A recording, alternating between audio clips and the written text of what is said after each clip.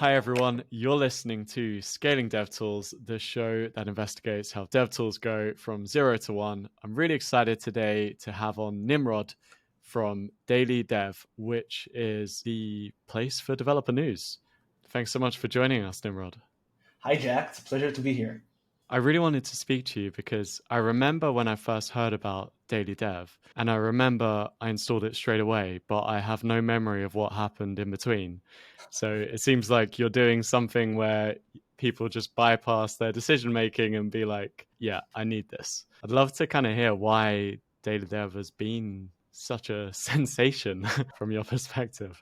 Well, first of all, that's one of the greatest compliments that we can get. Obviously, we invest a lot of time into getting this thing right. Hearing that makes me smile. So, a great way to start the interview. So I'll tell you what, it's not that we're doing something intentional to get you into that kind of state, and there are no like mental tricks or mind reading stuff and so on and so forth. But I think that at the core of a lot of the things that we're doing at Daily.dev is listening to our users. So we always start from there. We start from the people whom we build the product for, which is the developer community. And we tend to talk to them a lot. And at the very core of that process is understanding what are their needs and being very good problem-oriented thinkers and asking the right questions to really get down to the deep motivations and emotional triggers that drive people to basically stay up to date and grow professionally. And then we get back to how we try and message the product outwards and kind of like intertwine everything together. If you put it like as a one-liner, I think that, the thing that really drives our growth is emotion and love, which is something that we really put at the front of everything that we're doing. And I'm fairly happy, to see that we're getting some love in return from the community. Hopefully we can talk about that as well as part of the podcast. I know you also have some kind of strong views on developer marketing and what it is and what good developer marketing is. I'd love to hear your thoughts on that.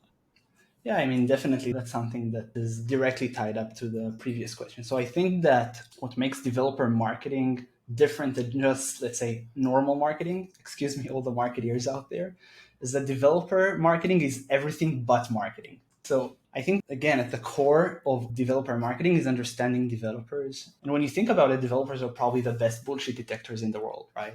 They are very intelligent people. They are very logical.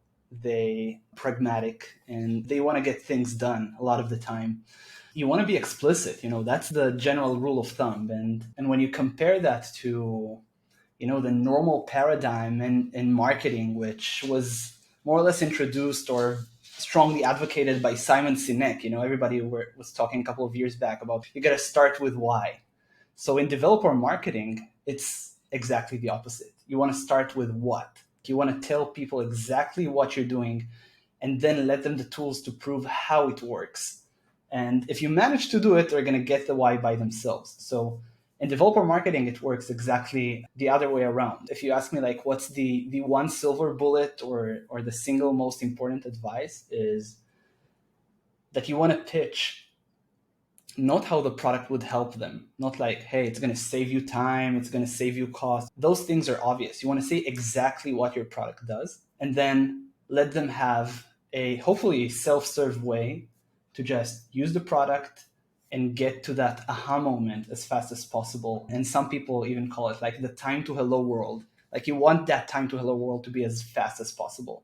And that drove a lot of the product decisions at Daily.dev as well. The fact that you don't need to sign up right away. Like you go into the product first, you see feed, you see a lot of news, you get the value, you get the adrenaline rush of finding a very good, interesting piece about the developer space. And only then, if you want to use the advanced features of Daily.dev, you can get to sign up and do a lot of other stuff. But sign up is optional. That's a big part of it. And yeah, but developer marketing is the best. I really, really like that approach, and I like the way you put it. One of the people that I follow on Twitter, Francesco, has been quite an enigma, someone very popular. I see a lot of interaction with him. And upon digging in, I realized that he's actually working with Daily.dev. I'd love to hear a little bit about how you work with Francesco and how that's been working for you. All right. So I think that the story of how I personally got to know Francesco is that he interviewed me for his own like online video interviewing series that he has done a couple of years back, which is kind of, similar setting to what we have here. And what I really appreciated about what he did, and I felt that it's pretty much, the same DNA that we have in Daily.dev, is that he gives back a lot. He invests as an individual an extraordinary time and effort into education, into helping other developers succeed in all sorts of areas of his personal interest. And that really piqued my interest. And I think that really connected us together because we're both strongly believe and we have a very strong conviction that giving back to the developer community would pay off. And then at some point, we decided that we want to work together. It just felt like the right time for him to join a company as a developer advocate. And one of the two things that we both spoke about in the very first days, and I hope he's going to listen to the podcast and hear that, I told him that, Francesco, you are yourself because of what you've done so far. And I think that what a lot of companies tend to get wrong is that they hire developer advocates and they expect them to only advocate their product, to only speak about their product 24/7. But I told him, if you're going to stop doing your own personal stuff, you're not going to be Francesco anymore. And if you're not going to be Francesco anymore, so the entire ground of why we met and why we appreciated each other would just vanish. So I expect you also to do your personal stuff, and I expect you to blend Daily.dev inside. And the second thing that really, really attracted me in the way he thinks was that when I asked him, all right, Francesco, so you're going to join as a developer advocate, what success looks like? Like, what kind of impact would you want to create? What he said really surprised me and really changed the way that I thought about developer advocacy. And he said, like, a successful developer advocacy program would eventually generate its own developer advocates, not as employees, but from within the community. And for a long time, we were investing a lot of efforts into content creation, into giving back to the community, into bringing the best speakers in the world to speak for free about the most important, most inspiring, most creative topics in the world. And we didn't see any signs of oil at first. Developer advocacy in general, it's a field that's very hard to measure. It's very hard to show ROI. I can talk a whole day just about that. But we did have a very strong conviction that what we're doing feels right. And we hope that at some point it will stick. And luckily, like recently, we've started seeing some good signs to that initial vision of, our developer advocacy program is going to generate its own developer advocate. And one day we're waking up in the morning, we're opening up Twitter, and we see that there are a bunch of people who are power users of Daily.dev, really active in our product, in our community, and so on and so forth, that they decided to launch a new challenge. They decided to launch a challenge they called 100 Days of Reading an Article Using Daily.dev. And in this challenge, basically, you just find an interesting article every day, you read it, and then you post your reading history so that you get the support from the entire community. And we never had this thought. That was created organically from them.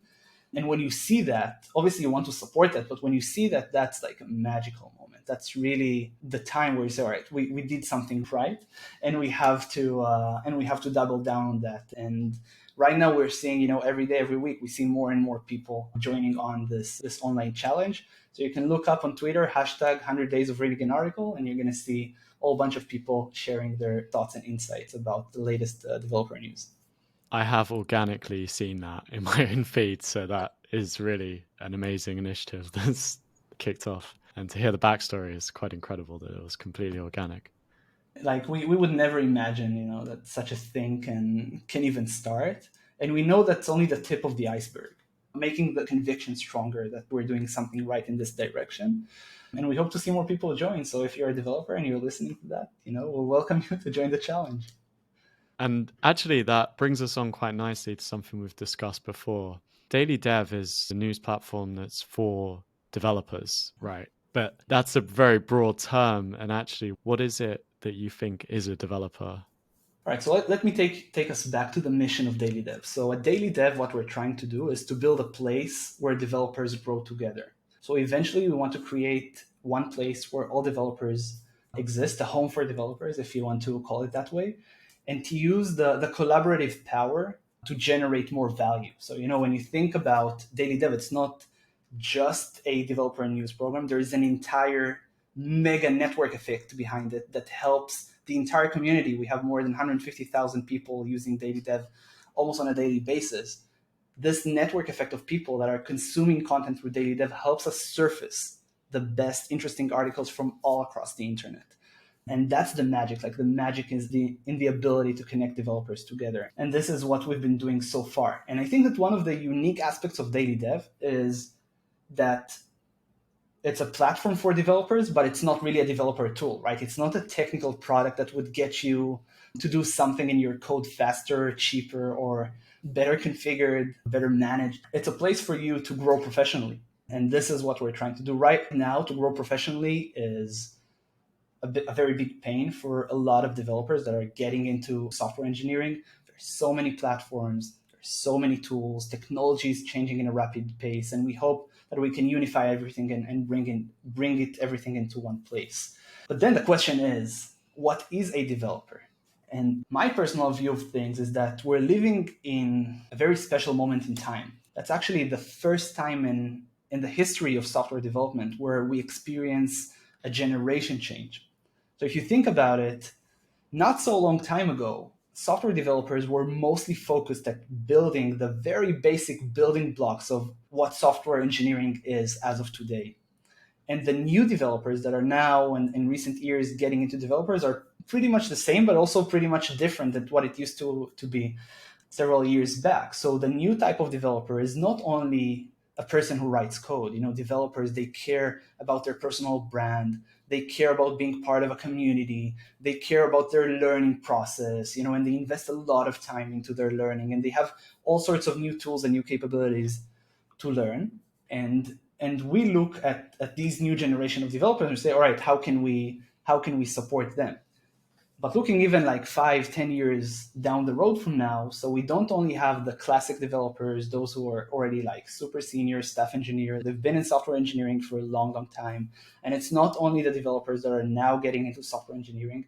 We think that the definition of a developer is going to expand as well. So if you look at the entire motion of low code and no code tools, the people who are using it, they're building websites and apps. They might not necessarily, write the hardcore code and build the infrastructure the way we used to know up until now. But these people are actually building products. And some of these products might be the next billion or next $1 trillion companies one day.